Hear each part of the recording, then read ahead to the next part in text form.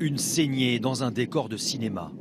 Au milieu des dunes de l'Arizona, voici le mur qui sépare les États-Unis du Mexique depuis 2008. Ce n'est pas encore le mur dont rêve Donald Trump, mais ça y ressemble. Le candidat à la présidence veut s'inspirer de cette structure pour l'agrandir, la rehausser. Ces agents de l'immigration constatent une baisse des tentatives de passage de 139 000 à 8 000 personnes en une petite décennie. Ça a nettement ralenti le nombre de passages. Ça nous sert aussi à mieux détecter les migrants illégaux afin de pouvoir les appréhender. Notre présence est nécessaire parce que le mur à lui seul ne permet pas les arrestations. D'autant que ce mur reste vulnérable. Rien n'empêche de l'escalader. Ces migrants ont été filmés à leur passage aux États-Unis. Quant aux cartels de drogue, ils ne reculent devant rien pour faire passer leurs marchandises.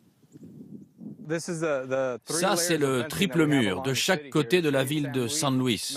Côté mexicain, côté américain. Première barrière, deuxième et troisième. Des moyens sophistiqués, bardés de capteurs sur plusieurs dizaines de kilomètres, mais qui cachent mal une absurdité. Tout cela est-il bien nécessaire? Si l'on poursuit sa route, on tombe sur la fin de la structure. Ici, les autorités n'ont pas jugé bon de construire sur la montagne. Regardez, on peut passer. C'est la petite porte des piétons. Pour ceux qui ne veulent pas escalader.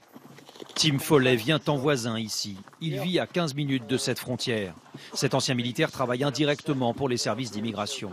C'est ce que j'appelle la frontière imaginaire. Il est un peu un agent de renseignement privé qui aime dénoncer l'absurde de la situation. Là, ça se remplit de plus en plus. Du coup, la barrière est de moins en moins haute. Il connaît par cœur le chemin des migrants. Plusieurs fois par semaine, il place des caméras dissimulées dans les arbres. De quoi enrichir ses connaissances sur les filières. Quand je trouve un bon endroit pour la caméra, je peux commencer à étudier leurs habitudes sur le chemin. Quelques jours plus tard, il vient récupérer sa caméra et observe les mouvements. Ce gars, il est là tous les 3 jours à peu près. Lui, il est vraiment là tout le temps.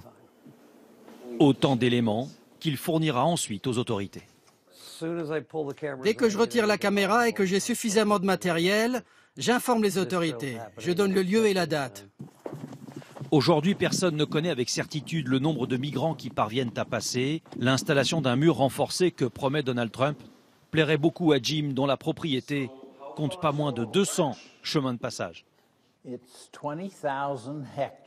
Elle fait 20 000 hectares. Ça commence là. J'ai tout ce qu'il y a autour et j'ai 9 kilomètres de frontière internationale.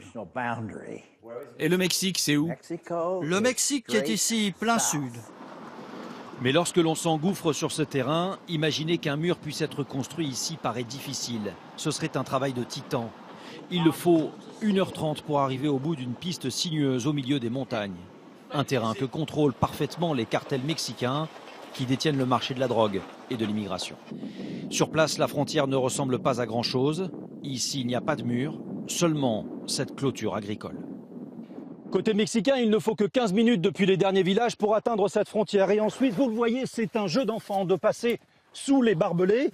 Alors certes, il y a encore plusieurs heures de marche avant d'atteindre les premières habitations, mais la difficulté d'accès et l'immensité des lieux ne permettront pas aux autorités de repérer la plupart des migrants.